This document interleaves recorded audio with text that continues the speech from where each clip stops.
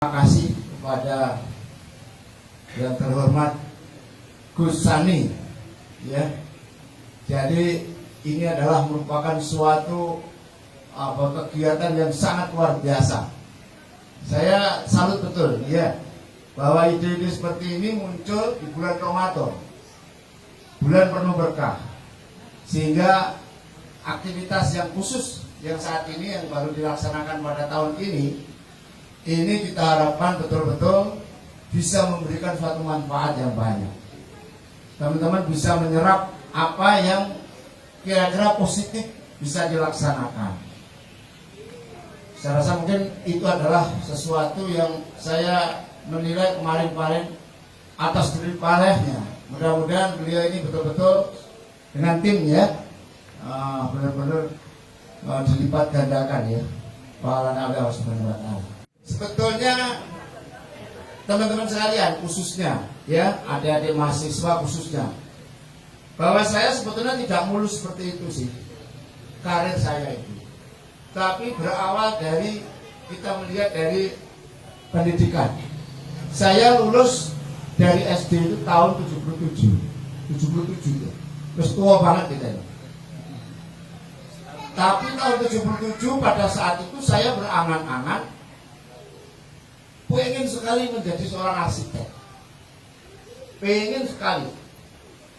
Berbagai macam cara waktu itu, kalau nggak salah untuk masuk ke perguruan tinggi namanya masih sekalu. Nggak tahu teman-teman pada yang belum lahir, sekalu itu apa namanya, kayak perintis. Kalau sekarang apa namanya yang masuk perguruan tinggi itu? Nah, saya ikut tes, ya, tahun 77 gagal. Nah, saya mumet tuh.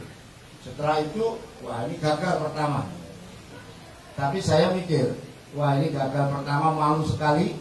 Saya akhirnya ikut bimbingan tes namanya IPIM. IPIM itu adalah bimbingan tes pada satu yang paling mahal. Saya ikut itu 1 tahun penuh reguler. Saya ingin betul-betul masuk ke ITS, yaitu arsitek. Saya gelutin betul, dan wah itu soal-soal itu cepat sekali, Pak. Saya tes lagi tahun 78.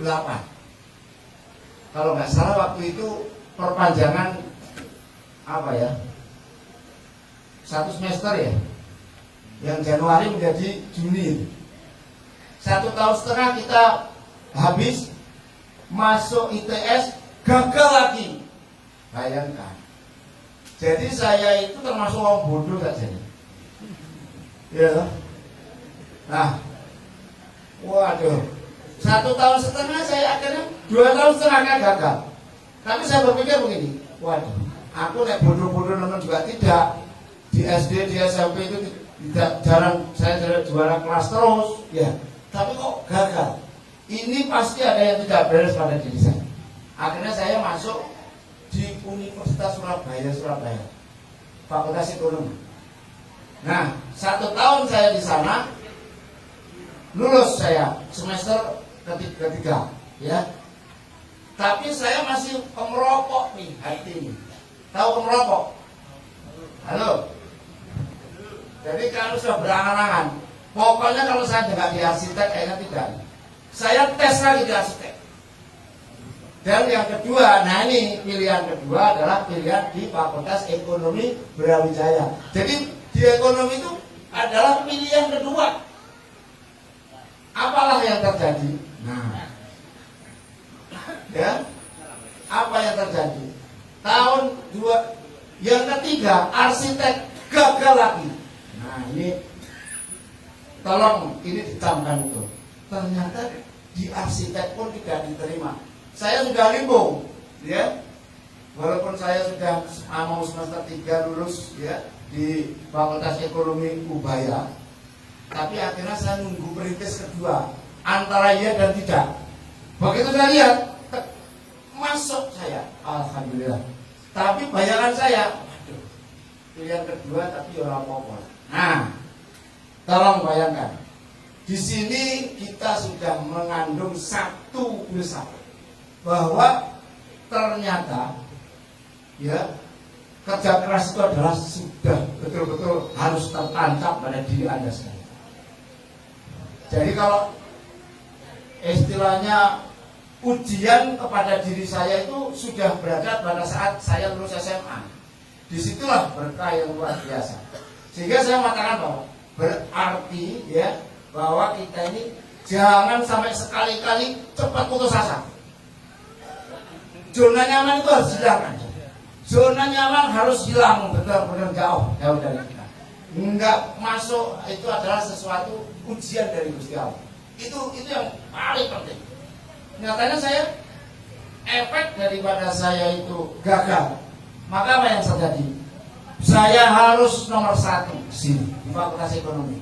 Alhamdulillah atas izin Allah. Saya tidak sampai 4 tahun. 3 tahun 9 bulan saya lulus dari Fakultas Ekonomi. Itu atas izin Allah, dan saya ya ini atas izin Allah betul. Saya mendapatkan suatu predikat lulusan tercepat Fakultas Ekonomi tahun 84. Ini adalah merupakan salah satu dari efek saya gagal di tiga ini. Jadi ini tolong pertama-tama catat, kerja keras dan doa adalah merupakan salah satu faktor untuk keberhasilan Anda semua. Ini yang pertama. Kok kita mendengar itu kita nyimak atau apa ini? Katanya kok kayak pertentangan gitu. Santai aja. Ya. Terus setelah saya lulus, alhamdulillah, saya itu langsung ditawari oleh dosen kita yang menjadi direktur di Berantas Indrakarya. Saya, ya sudah nggak apa-apa akan masuk ke sana. Setelah masuk di sana, dia melihat prestasi saya akan pindah ke Jakarta. Di sana baru kita mulai melihat dunia. Nah, saya ke sana, saya tes di beberapa tempat, ya, ada di majalah Tempo. Saya berhasil di Tempo itu. Terus saya melihat ada BRI, saya masukin di BRI, tapi saya masih kerja di Indrakarya. Di BRI ternyata saya tes masuk, bilang alhamdulillah. Dari kurang lebih dari 1.800 lebih, itu yang diterima cuma 27 di BRI. Memang luar biasa, memang jalur tol. Kalau masuk di BRI atau di bank yang lain, itu kalau namanya masuk calon staf pemimpin, itu dari ribuan orang terima cuma 27, itu tol 4 bulan 5 bulan langsung kepala cabang.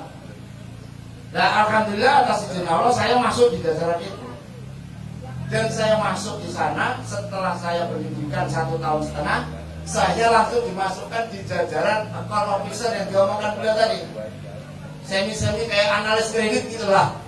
Di situ saya juga bergelut dengan bisnis UMKM dan beberapa bisnis yang sifatnya adalah menunjang ke bisnis menengah. Jadi di situ saya sudah belajar ya bisnis UMKM dan apa-apa yang ada selama 5 tahun. Setelah itu saya jadi wakil kepala cabang dan pemimpin cabang.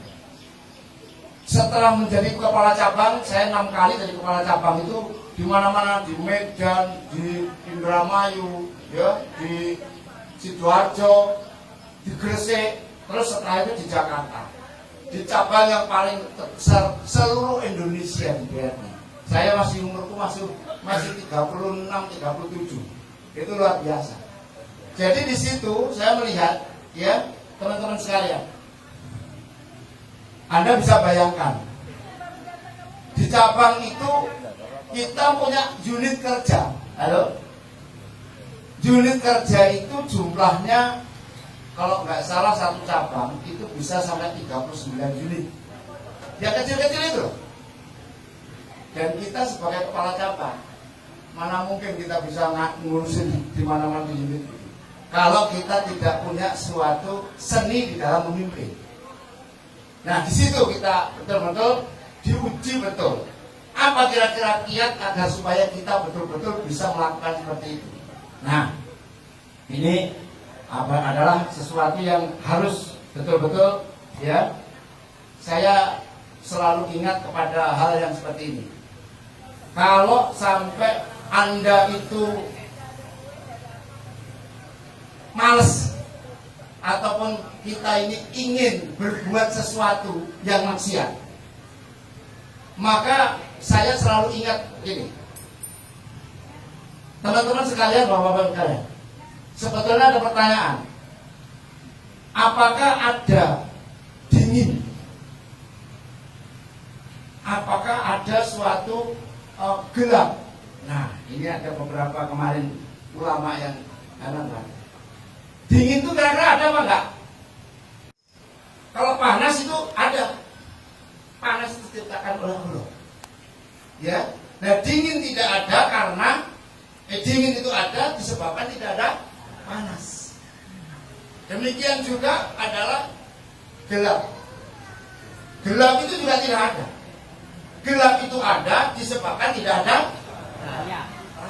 terang. Kalau matahari diciptakan oleh Allah, tapi Allah tidak menciptakan kegelapan, itu tidak ada. Nah, di sini tolong dicamkan betul. Ini akan saya masukkan kepada religius, ya. Oke. Sekarang pertanyaannya, kejahatan itu ada apa enggak? Diciptakan Allah apa enggak kejahatan? Tidak. Jadi kejahatan itu ada karena apa? Tidak adanya kebaikan. Halo, saya mau tanya, siapa yang bisa? Silakan, ayo. Tadi bisa jawab kan? Iya, ini kasih hadiah. Wih, dapat merah Ustaz yang di depan, silakan. Kata itu tidak ada, hanya ada orang-orang yang belum baik. Sama seperti kita bodoh, sebenarnya tidak ada bodoh, hanya saja ada orang-orang yang belum pintar. Terima kasih. Itu ya. Ya.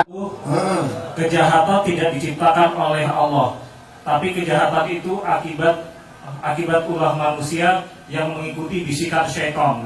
Setan yang mengajak manusia untuk berbuat kejahatan. Itu dari saya. Kejahatan itu ada, tapi kejahatan tidak diciptakan oleh Allah. Tapi kejahatan itu muncul disebabkan karena Allah tidak hadir pada diri kita. Paham ya? Ya. Coba kalau sekarang Allah itu selalu hadir, maka apa yang salah? Kita mau di BRI ini, bayangkan, aku tadi sudah ngomong masalah di BRI.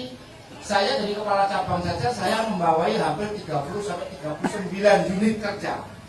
Maka bagaimana kok saya bisa berhasil? Itu atas ridho Allah. Karena apa? Itu tadi. Karena saya harus mendidik, ya, teman-teman adik-adik kita yang ada di seluruh. Bayangkan kita ini, coba di sini nih, ada unit di daerah Kendal Payak. Siapa yang kontrol itu? Padahal Anda tahu di sana ada 5 orang, dan itu miliaran. Satu unit itu bisa beromset sampai kurang lebih 4-8 miliar. Siapa yang kontrol?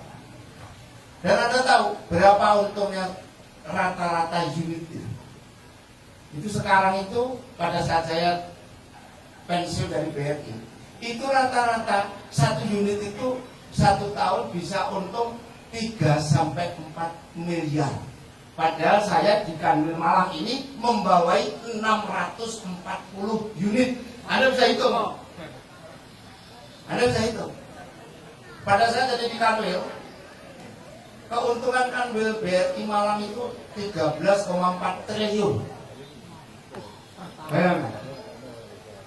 Sedangkan secara keseluruhan itu hampir kurang lebih sekitar 84 triliun. Jadi kita itu hampir 10-15% dari komposisi seluruh Indonesia. Nah, Anda bisa bayangkan, kembali pada masalah tadi, bagaimana kita bisa mengontrol itu? Ya itu tadi, karena kalau sampai ternyata Allah tidak hadir pada diri kita, maka otomatis, ya toh, waduh, duit torek, mau mutus kredit, ya, 400 miliar. Tapi saya tak kau nih, Pak, pokoknya 5% saya, Pak. Kondisinya itu jelas-jelas nggak masuk akal. Wah, 5% kalau pakai 400 miliar, sugih dadaan aku. Tapi kita malu sama Gusti Allah ya. Karena Allah hadir di sini. Ya. Astagfirullahaladzim, setan belang, kau pergi ya. Nah, begitu kira-kira.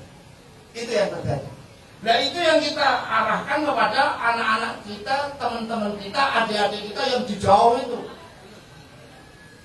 Anda tahu, yang di cabang Malangkawi yang ada di sini nih, ini adalah salah satu unit kerja kita. Anda tahu berapa itu anak buah kita waktu itu? 800. Satu cabang tok 800 orang. Belum cabang yang ada di itu Margosono itu, yang di bawah kandil tempat saya itu cabang Mata Dinata itu jumlahnya juga hampir 650. Lah 650 gundulnya itu di mana-mana di dalam. Lah kalau melenceng titik web itu ya nyonyol sudah. Ini betul-betul atas izin Allah karena masalah yang tadi ya, bahwa Allah hadir. Setan membisiki karena Allah hadir. Astagfirullah, astagfirullah. Hadirnya Allah di sini, kita malu, dan itu akhirnya kita benar-benar menjadi suatu keberhasilan yang luar biasa. Itu tolong dicatat, kerja keras. Yang kedua, Allah hadir dalam diri kita. Itu yang pertama. Ada lagi masalah kemalasan. Kita mau melakukan aktivitas apapun, terus kita males. Nah, kita males. Waduh, kayak apa ya? Katanya santai-santai di kita. Nah, ini bodoh, itu setan juga. Yang membisiki setan juga. Begitu kondisinya seperti itu, maka kita ingat, ya Allah, saya ini tidak mempunyai kontribusi apa-apa. Saya tidak mempunyai sesuatu yang positif kalau saya kayak begini. Allah hadir. Astagfirullahaladzim, ya Allah, saya malu. Wow, langsung melakukan sesuatu. Halo? Kita nyambung kok nggak kira-kira?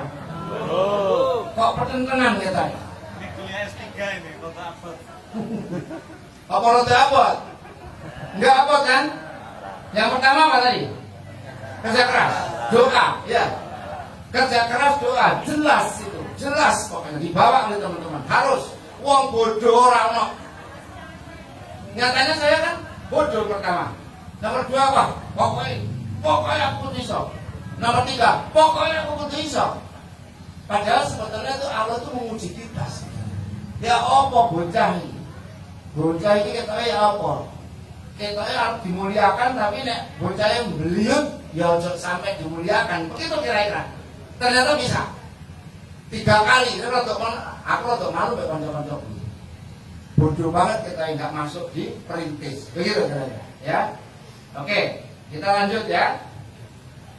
Setelah itu saya akhirnya mengakhiri karir saya di BRI, yaitu di Kanwil BRI Malang. Yaitu sebenarnya saya kasih tahu bahwa saya membawai kurang lebih sekitar 24 cabang dari Banyuwangi sampai ke Ngawi. Dan dari situ saya membawai 630 unit kerja yang kecil-kecil itu loh. Nah, Anda bisa bayangkan, saya mau tanya kepada teman-teman sekalian. Kira-kira kalau Anda menjadi seorang pemimpin tapi membawai unit kerja yang kurang lebih anak buahnya itu 10.000, itu kira-kira apa yang akan menjadi pegangan kita?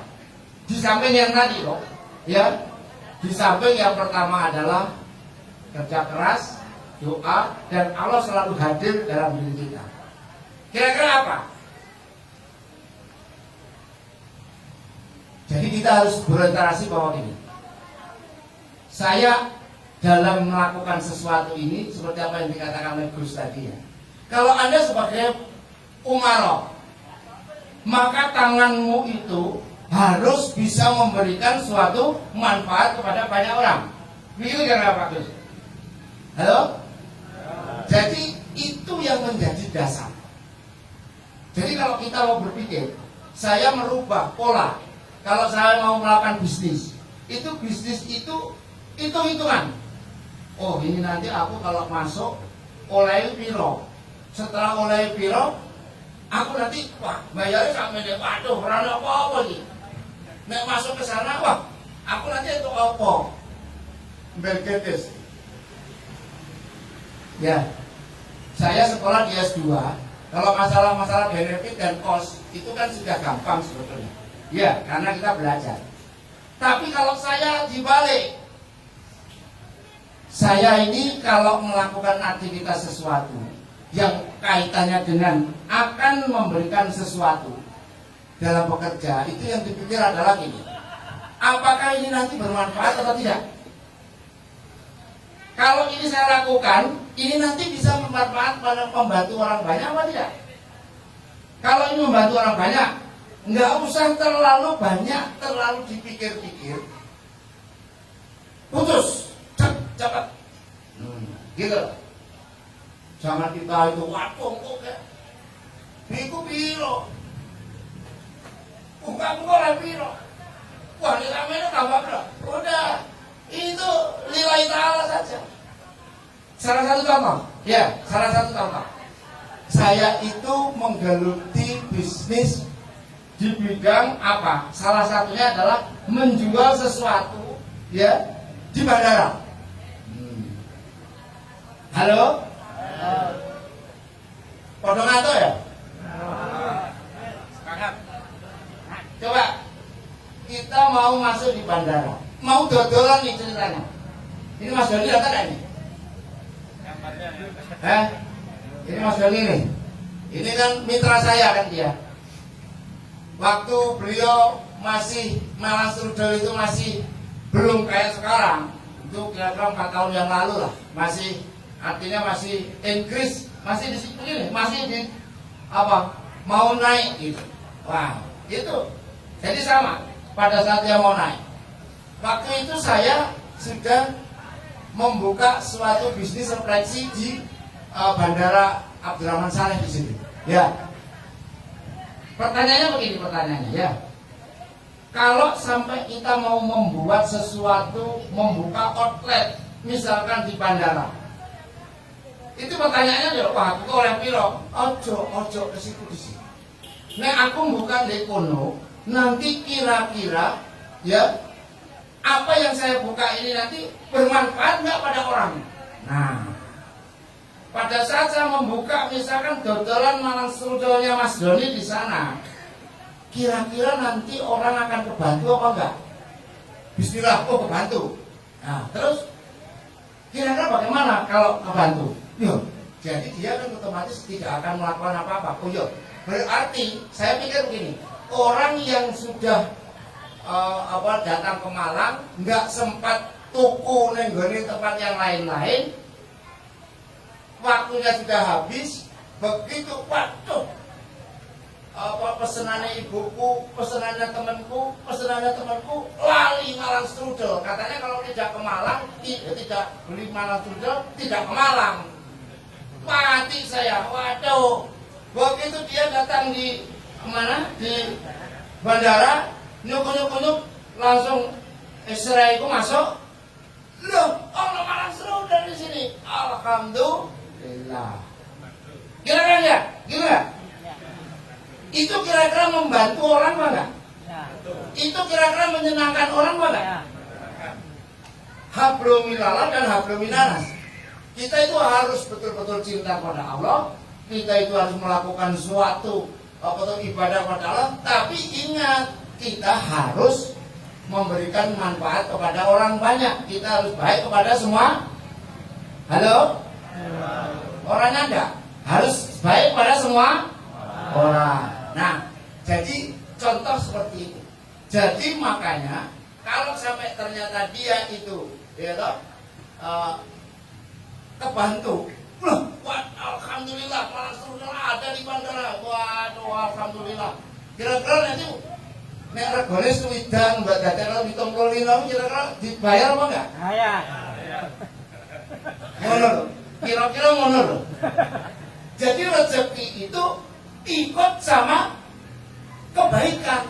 Jangan kebaikan itu ada setelah rezeki ada. Melkiades kalau itu. Ya, Melkiades. Ya, karena betul itu. Jadi biasanya kalau saya pelajaran di S1 maupun S2 benefit cost, waduh ya, cost accounting, manajemen keuangan 1, 2 sampai 3 itu saya diupek-upek adalah pendapatan dan biaya, bagaimana memanage agar supaya seefisien mungkin akhirnya dapat itu. Nah ini aku tak dekek nomor loro ya, halo, itu tak taruh di nomor 2 sehingga saya nomor 1-nya adalah manfaat dulu ya toh, mementingkan Allah, bukan mementingkan kepentingan Allah. Allah itu tidak penting, kita itu tidak penting buat Allah, tapi saya mementingkan Allah karena Allah itu senang sekali apabila kita membantu orang, kita bermanfaat pada orang. Jadi itu harus disupport terus gitu loh, ya kan? Jadi kita balik waktu di Fakultas Ekonomi saya juga sama seperti itu. Saya balik manfaat lebih dulu, benefit cost adalah nomor 2. Karena kalau manfaat itu masuk, maka ini ngikut. Nah, begitu loh kira-kira. Kita manggut itu tapi nggak tahu. Masuk. Tapi apa ya iso, karpe loh kan. Ya, ya loh. Nah, alhamdulillah. Jadi ingat, nomor pertama apa tadi? Kerja keras dan doa. Nomor 2, Allah harus hadir. Karena yang mengunci bahwa kita agar supaya jujur terus, ya. Nah nomor 3 apa?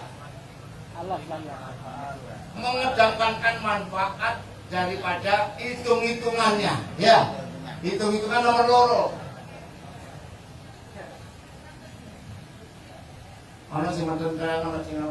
Mudah-mudahan semuanya bisa dikian ya. Bisa dipahami ya. Gitu. Oke.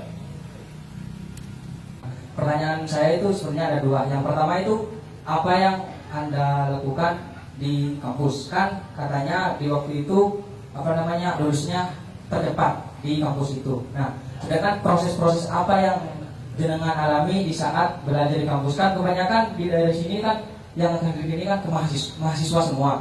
Dan apa yang mungkin dari cerita jenengan nanti bisa memotivasi dari mahasiswa saya. Kedua, terus di era yang digital yang seperti ini, apalagi yang menghadapi era formasi 4.0 itu. Nah, itu apa yang harus kami persiapkan untuk kedepannya menghadapi itu semua? Mungkin jenengan bisa berbagi kepada mahasiswa yang sekarang notabene mahasiswa hanya menurut notabene ya pulang kuliah seperti itu. Monggo. Assalamualaikum warahmatullahi wabarakatuh. Bagus. Saya sebagai mahasiswa bagaimana?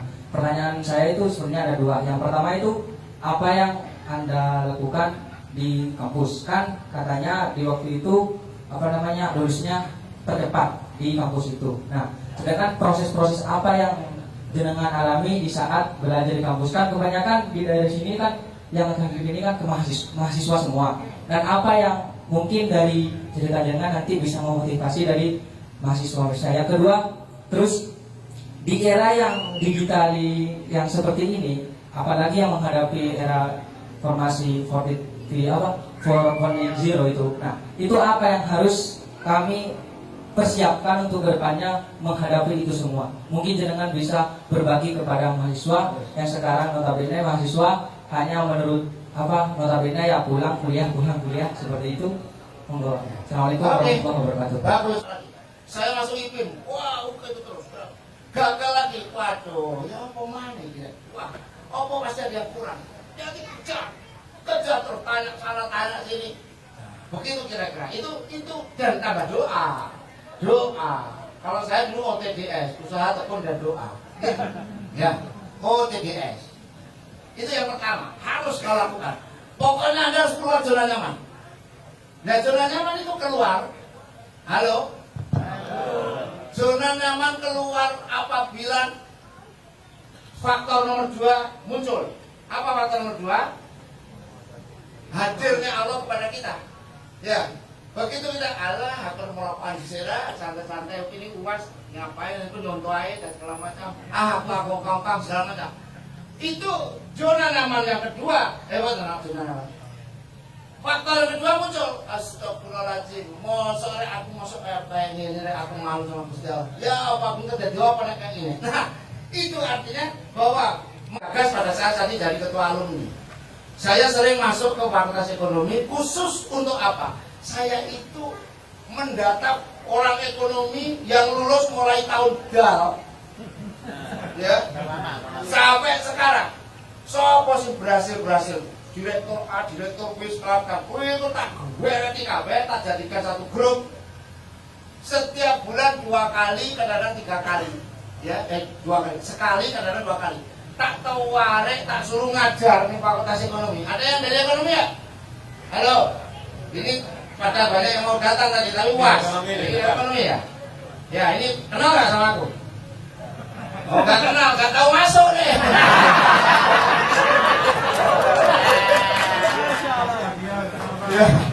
Ya enggak ada, bukan enggak. Poso-poso dan nyakitin orang ya. Dia bukan tidak masuk, mungkin pada saat itu pas nggak ketok sama saya. Jadi ini, saya itu ya, tolong ya, itu dari pihak Fakultas Ekonomi bekerja sama dengan ketua alumni.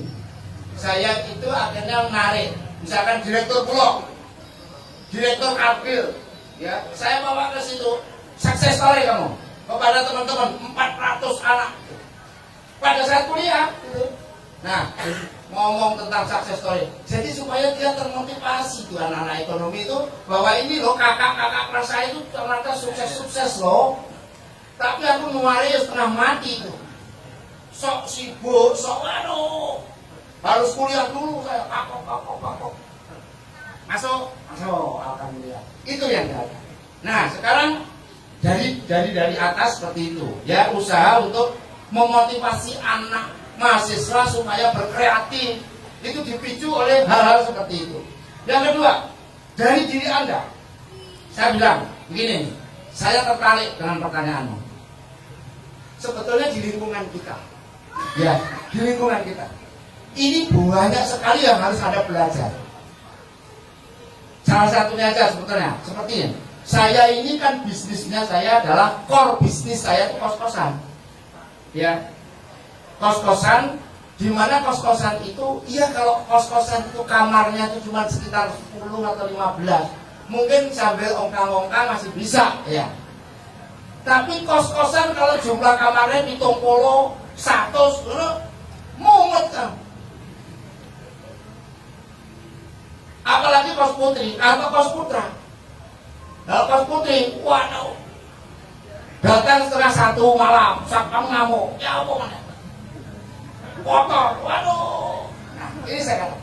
Jadi tentu saja di dalam kos yang mana kosnya itu adalah lemah lebih dari 50 sampai 60 kamar, dan ini banyak sekali di Malang ini, karena Malang itu ada 8 universitas di sini. Maka tentu saja Anda berpikir nih, berarti kos yang jumlah kamarnya banyak ini pasti sulit. Mahasiswa sambil jalan itu Anda harus kreatif, ini harus kreatif di sini. Berarti itu manajemen kosnya pasti berat. Karena ingat, kita ini hidup harus memberikan manfaat kepada orang banyak, menyenangkan orang banyak. Jadi kalau kos, misalkan kos putri, bisnis kos putri, yang didahulukan juga jangan masalah rupiahnya, tapi yang didahulukan adalah bagaimana nanti ya mahasiswa, ibunya, orang tuanya itu senang tinggal di kos itu. Nah, begitu kira. Kosnya kira-kira bersih, ada kantin, ada tempat untuk bersih, gitu. Ininya penataan dari ini bagus dan segala macam. Nah, ini menurut saya ya, ini harus dikaji teman-teman ini. Kalau bisa ya, saya kalau bisa maulah jadi seorang manajer kos. Saya itu sekarang mencari orang manajer kos, ya, yang bisa benar-benar mengelola bisnis itu. di mana dia itu akhirnya melakukan suatu supervisi, sehingga bapaknya datang melihat, ya ampun anakku ya, udah di kosannya ini oleh wapi kayak ini bersih, ruang terawat, tempatnya bersih, kamar mandinya bagus. Jadi pulang senang itu orang tuanya. Bukan orang tuanya, wah puas kosannya anakku beledek. Wes kalau jangan-jangan, waduh mudah-mudahan gak nyabu, waduh gitu. Ya. Dan tapi kalau orang tuanya tuh pulang ke Jakarta, wah kosnya api, resik, waduh dan mening-mening semua. Nah ini memerlukan biaya sebetulnya. Nah saya lebih baik menggaji 4 juta, 5 juta manajer kos, ya, dari anak-anak yang pas graduate kayak anda yang kalau bisa punya kreativitas, daripada saya eker-ekeran nggak karu-karuan marah sama tukang kos, gak karuan. Saya lebih baik menggaji 5 juta, 4 juta kepada anak-anak yang pas graduate, ya, saya mencari itu. Tapi anda kerjaannya cuma satu, setiap hari mensupervisi.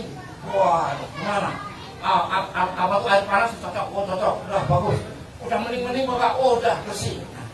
Ini adalah ilmu saja nih, dan ini ada di tempat banyak sekali. Kalau anda mau belajar di situ.